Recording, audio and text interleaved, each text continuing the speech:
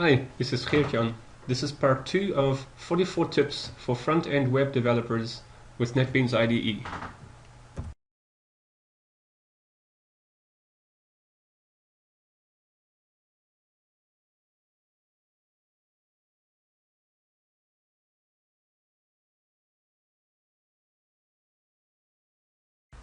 Tip number 22, be aware of the action items window. Either press Ctrl 6 or go to Window, Action Items. All the problems of the current file, the current project, or all the open projects are found within this Action Items window. In Eclipse, this is called the Problem View window, a centralized view onto all the problems, not only the problems that the IDE identifies based on the scanners that are registered. For example, I have the HTML-Tidy plugin installed, so HTML-Tidy doesn't work as well. But in addition to the compiler errors and warnings from Hudson, you also get to-do messages. So you define for yourself what a to-do message is.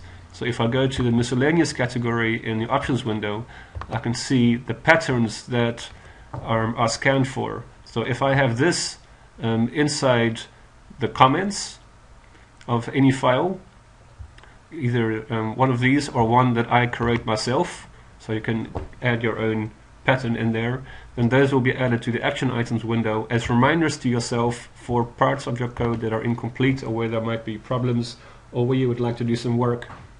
You can also change the view to a different format, and so just be aware of this window.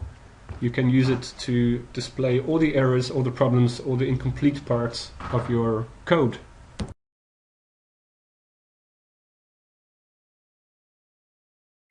Tip number 23, be aware of the project properties dialog. So far we've been looking in the options window now and then at the key map, for example. We've also looked at the code templates sub-tab of the editor tab. We'll see a few more. But be aware that there's also the possibility of setting properties on a project. So you right-click on the project and choose Properties at the end, or you can go to the File menu and choose in here as well Project Properties. You can see here this is the project properties for the currently selected project. So if I select this project, I can see again project properties for this particular currently selected project. Once you've done that, you can see the root folder of the project, the test folder, encoding used, CSS preprocessors, JavaScript files. So you can add new ones, you can set CSS preprocessors, you can specify when you click run, where should the application be deployed to. You can set Cordova, which we're going to look at. You can set the license headers. There's a global license, there's a project specific license that you might want to set only for this particular project, and you can have formatting options for a particular project.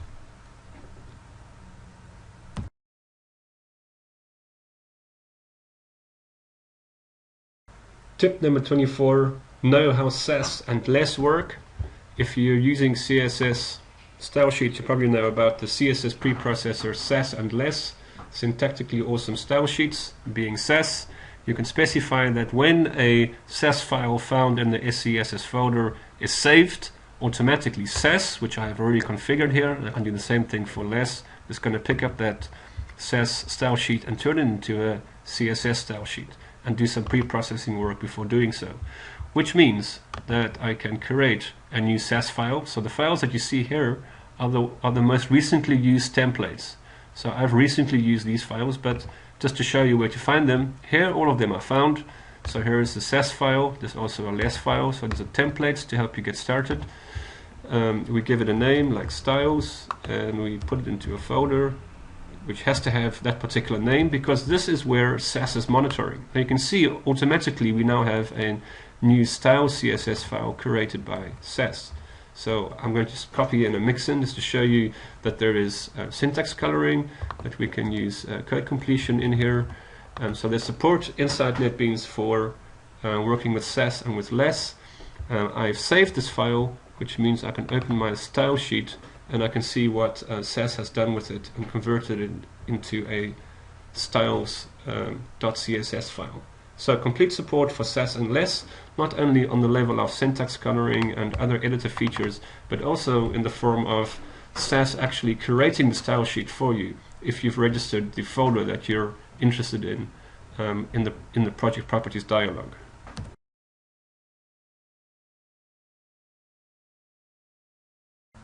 Tip number 25, know how Cordova works. Convenient thing about Cordova is it lets you create native Android or iOS packages without actually knowing anything about the languages of those native devices. So you can create, as we have, a JavaScript, CSS, HTML application. Go to this tab inside the project properties dialog. If you don't have Cordova installed yet on your system, you'll be prompted to do so. You'll be linked off to a page to set up Cordova. It takes some time. Make sure Cordova runs on the command line before trying to get it to run inside NetBeans. Once you've set up Cordova, you can specify that you want the Cordova support to be added to your project, and also you have access to the Cordova plugin. So if you want to have access to the native camera on the device, to the compass, to the contacts, you can add these plugins via this tab to your application.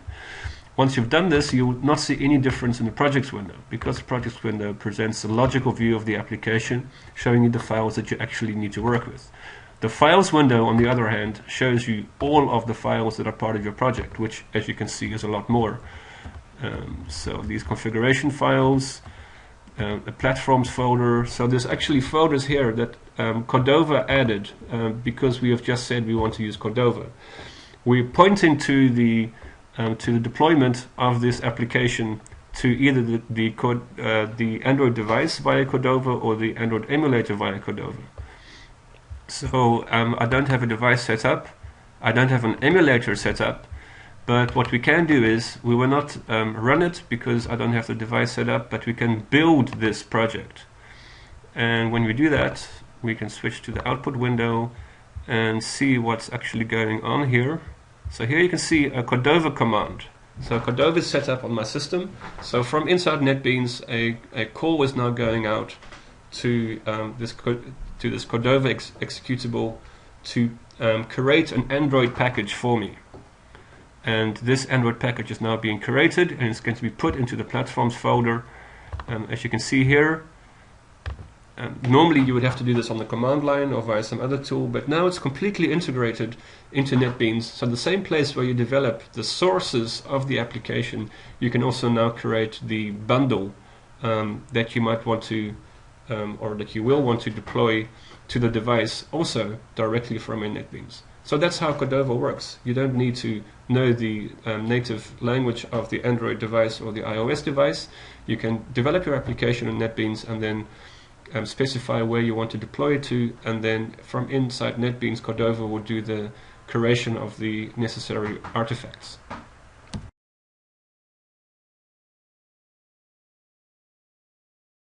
Tip number 26, know the window management tools. In the last few tips, we've looked at the project properties dialog. Now we're going to look at window management. So you can pick up any document and drag it and drop it somewhere else. So for example, down here, you can pick up the output window and put it where the document was. You can move all the windows around into different places. You can also undock, so right click on the tab and say float, and then you can float this right out of the frame onto another monitor if that's what you would like to do. You can also undock groups of windows, so you can say float group, so you can either float one particular window, or if you click next to the windows, there's another space here next to these two tabs, and say float group, and then the whole group can be detached from the application. If you get lost and your application ends up looking, your IDE ends up looking a bit messed up, you can go into the window menu and say reset windows, and everything will be reset to the way you had it at the start of at the last restart of the application. A couple of other things, you can of course maximize the application, so you can press Alt Shift Enter, which will make the application cover the entire screen, but there is also Control-Shift-Enter, which removes all of the toolbars and menu bars and gives you access to just the document that you're currently working in. So this is called distraction-free zone. Something else that is also handy to know is that you can right-click on the tab and you can say split vertically or horizontally. So let's say vertically, and now we have a split screen. So maybe you're kind of happy with how this is, well, but you still want to have a view of it while you continue working down here. So this is how you can see the part that is the way you want it to be, and then you can continue working on down here again with Emmet or whatever you like. So hero unit. This is of course really convenient as well.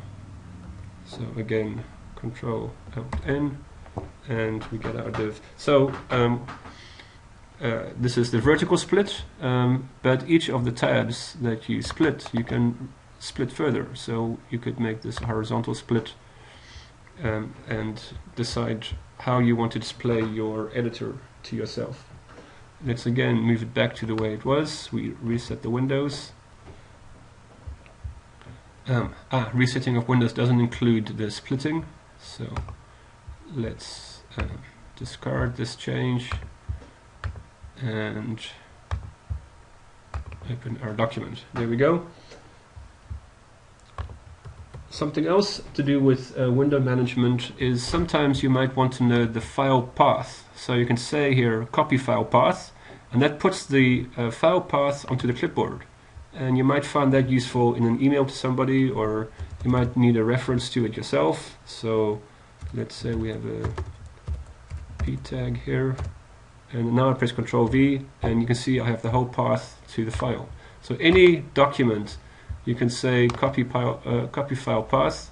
There is also a keyboard shortcut for this, as you can see in the options window. If you go to the key maps, so we can type copy file. So here, copy file path, Alt-Shift-L, which means I can select, for example, this document as well. And now, so it's not even open. So now I press Alt-Shift-L, and you can see when I put it into the document that here I have the reference to that file. So select any node, any file that you have, press Alt-Shift-L, and you have the let's see another one, Alt-Shift-L, and now you paste it, and you'll see that you have the full path to that particular file. Can be very useful. A final point to make, kind of related to this, is there is also a terminal emulator. So if you want to have access to the terminal, you don't necessarily need to switch out into the command, into a command prompt, but you can, instead of that, use the terminal emulator inside NetBeans and call up your commands from here. Not directly related to window management, but it's a window, and it's can be very useful.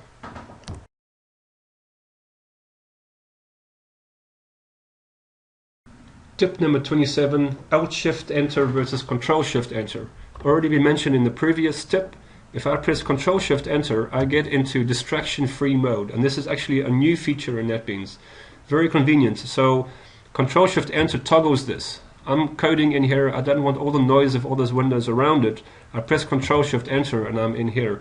Now when I'm in here, I can press Control-Tab. And you can see that I can, when I press Control-Tab, this little pop-up appears, and I can switch to any of the other windows and it will reopen those, reopen the IDE. Let's have some actual documents in here. Now I press Control-Shift-Enter and I go to Control-Tab, and I can switch to, for example, a different file. This here is a style sheet, and this opens also in distraction-free mode. So I stay in distraction-free mode if I select a different document.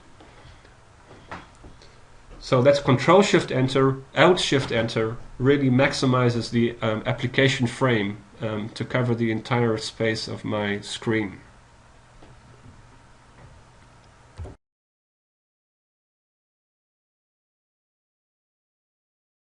Tip number 28, be aware of the terminal emulator. again. So Terminal Emulator is called up if we go to Window and then IDE Tools and Terminal. So this is the local terminal. You can also have Remote Terminal, point to a remote location and access its terminal.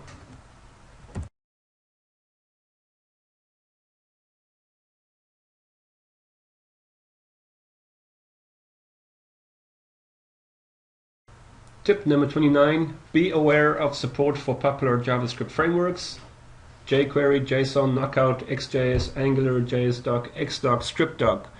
Go to the new project dialog, go to the samples, HTML5, for example, Knockout application can be created. And inside this application, what you can find is a JavaScript file, the Knockout itself, and here, for example, you can see on the code completion that you have code completion for Knockout and other support as well. So there are tutorials, there's release notes, a whole range of frameworks for JavaScript are supported out of the box in NetBeans IDE.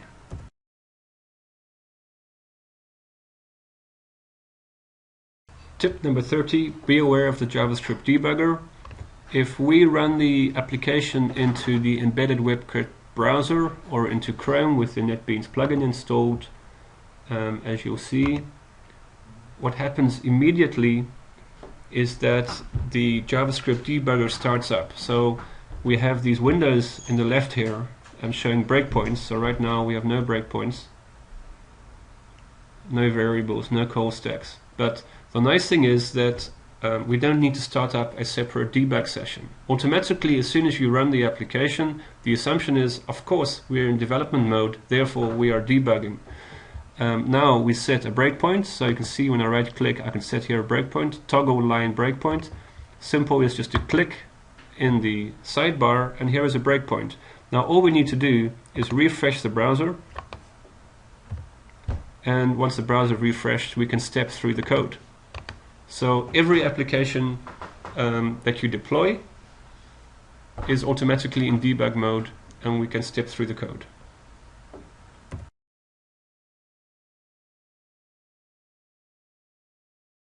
Tip number 31, be aware of the embedded browser. So I have my application selected, and from this drop down that you've seen once or twice already, I can select embedded WebKit browser and click on the run button.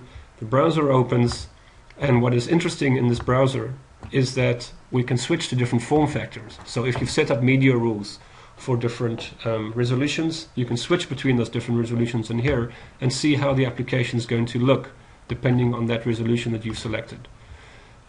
Even more interesting is you can click this inspect button, and as you click on items inside the browser you can see where they're defined inside the navigator, and also in the navigator you can move along in the navigator and see what items are defined inside the browser. So let's pick on this image here, for example. You can see as I click the image I can see in this live DOM view where that particular item is found, and also I can see in the navigator information about the p tag, where the p tag is found, where the image is found. The CSS styles window gives me access to the CSS styles applied to the currently selected item. So as I select something different, you can see that this window is updated.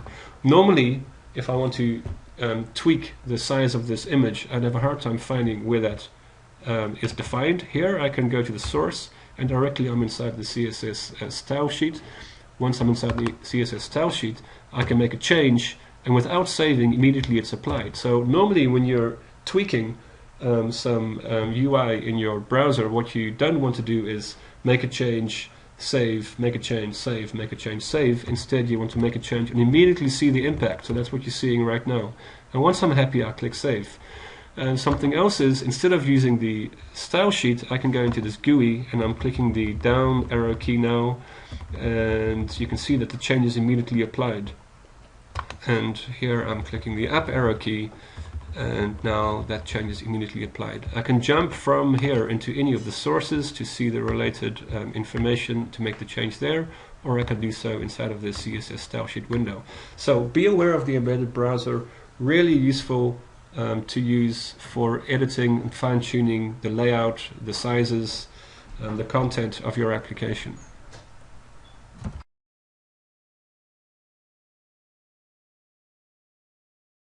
Tip number 32, be aware of the Chrome NetBeans plugin. So, you've seen the embedded browser. Instead of that, we can say deploy to Chrome, and I right-click on this and I click Run.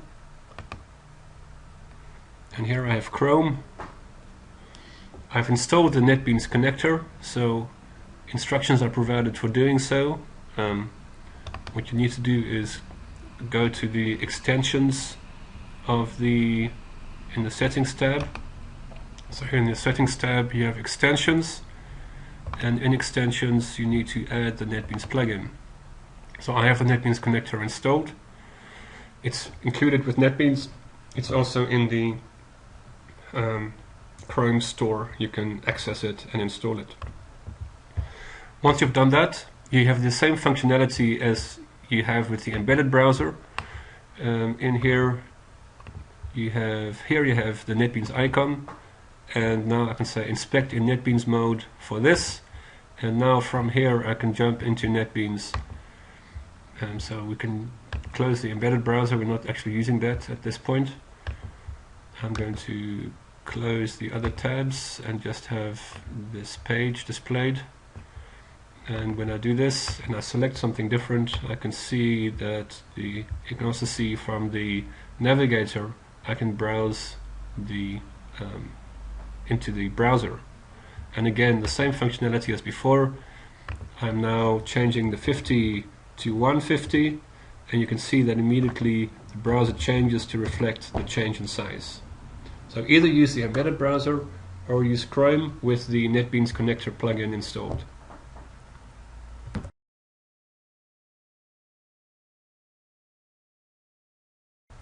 Tip number 33, be aware of deployment to Android and iOS emulators.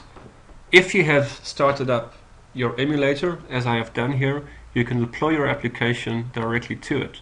So let's say not Android device, the Android emulator, the default browser in there is what I need to deploy to. Or I can add the Cordova files, as you've seen before, and then point to Cordova for the Android emulator if I want to have the native package deployed onto the Android emulator. I don't have the native package, I just have the HTML application with JavaScript and CSS.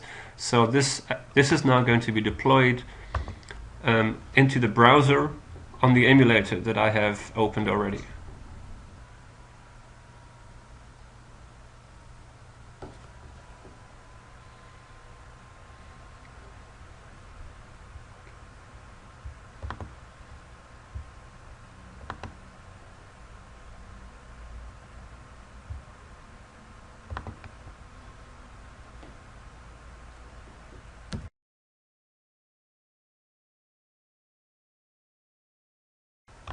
Tip number 34, be aware of deployment to Android and iOS devices. So, instead of deploying to the emulator, you can deploy directly to the device, the benefit of which is you can do JavaScript debugging and Visual CSS editing on the device if you deploy to the device.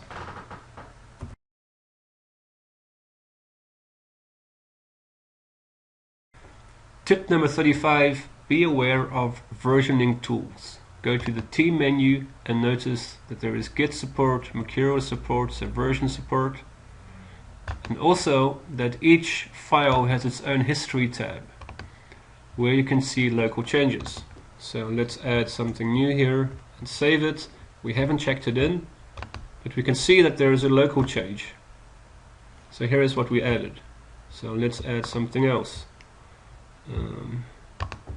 Another line, go back to the history, and now there are two changes, and you can revert these from here.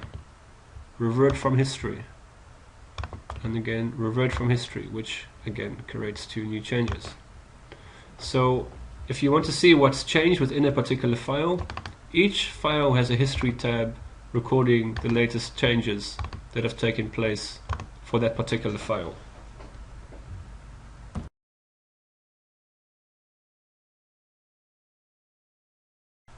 Tip number 36, be aware of the look and feel switcher. Especially useful if you have used NetBeans over the past years.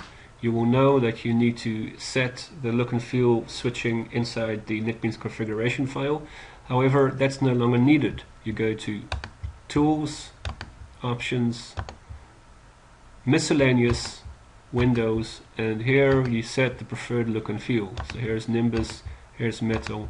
After making a change, you're prompted to restart the IDE, and then you will have the look and feel that you desire.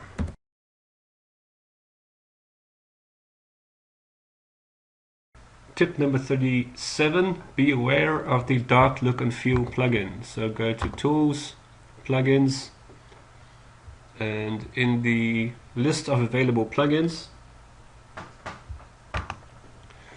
click on Name to sort, and then you find Dark Look and Feel Themes. Install this. Once you've restarted, notice that the dark theme has been applied. Notice though that if you go back to Options, Miscellaneous, Windows, that automatically applied is Dark Metal, but you might want Dark Nimbus. So you can make that switch. You'll be prompted to restart, and then you will have the Nimbus look and feel in dark colors.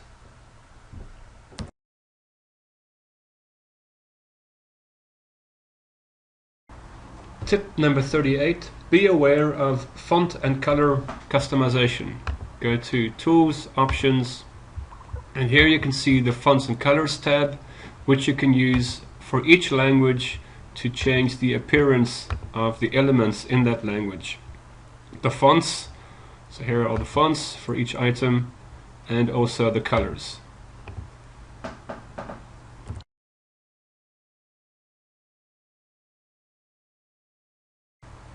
Tip number 39, be aware of netbeansthemes.com.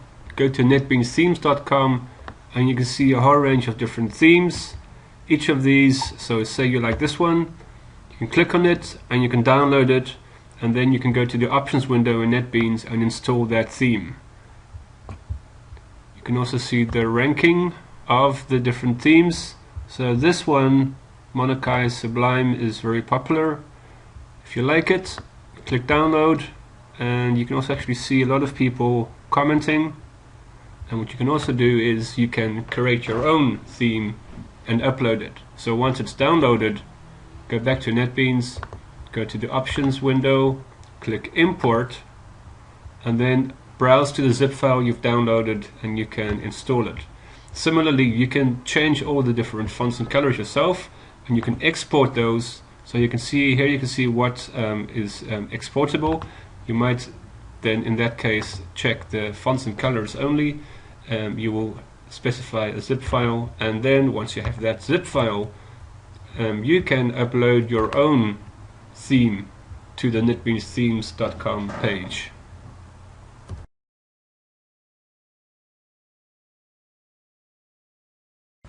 Tip number 40, be aware of svensprout.nl/themebuilder. Here is another theme site for NetBeans. You can see here a list of themes, and as you click on a different theme, you can have a look at what those different themes look like for different languages. If you like one of them, you can download it and use it. What you also see is here is where you can set different colors, so you can base your new theme on an old theme, and you can also import. You can import a NetBeans or Eclipse theme as the basis of a new theme, which you can further modify right here. So there's a second place where you can go for themes.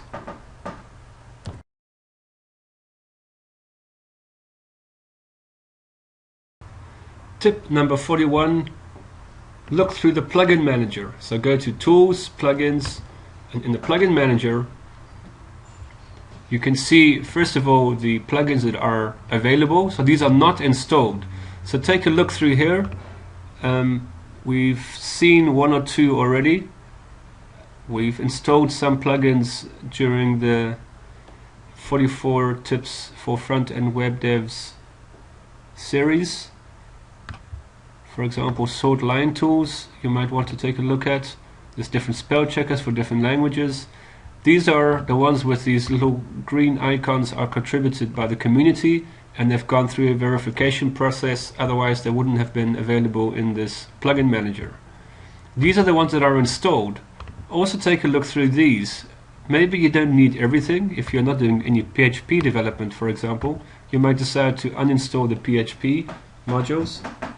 Less modules in your IDE will speed it up at startup, and also you will not have lots of menu items and toolbar buttons that you're not actually using.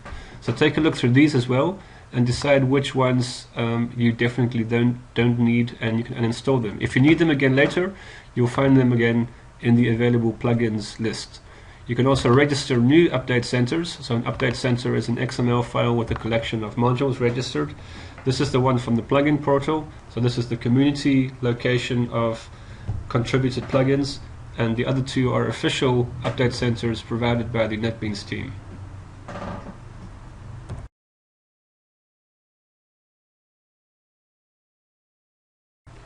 Tip number 42, look through the plugin portal. We've in the previous tip looked at the plugin manager, but the plugin portal is the place where anyone can go and publish their own plugin. Sometimes people, when they upload a plugin, specify that they would like their plugin to be verified, which means it goes through a verification process, and when the community approves it, it's added automatically to the plugin manager. But not everything is there yet. So for example, the HTML tidy plugin that you saw earlier is not in the plugin portal, so you will find it here, and also the Emmet plugin is not yet available for 7.4, so you can get the 7.3 version here. It works fine. You can see it's in the update center, so it's in the 7.3 update center. You will not find it yet in 7.4. So take a look. For example, if you're interested in HTML, you search for HTML and have a look at what's there. You can see these two are available in the plugin manager, but the other ones are not, so use at your own risk. Buyer beware, or actually, well, not really buyer, but user beware. You can type JavaScript and see some JavaScript modules that could be useful. And is there anything for CSS? There's a whole range of modules for CSS that you can take a look at. So there's a lot of plugins available that could be useful. Of course, very useful is Space Invaders. There's a Space Invaders plugin as well that you might want to play with. There's a lot of stuff in there. Just take a look. Could be interesting and fun.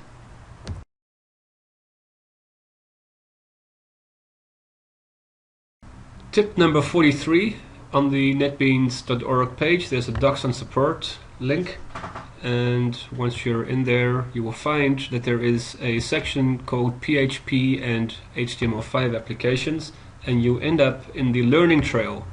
NetBeans provides a lot more than tools and wizards and editors and templates. We spend a lot of time creating tutorials, helping you learn about HTML and JavaScript and CSS and PHP as well. So look through this page, you'll find a lot of tutorials to help you get started with the different technologies.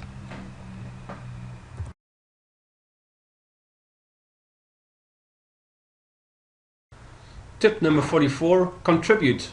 NetBeans is a free and open source project. We have, of course, a Twitter account. You can search for NetBeans on Twitter.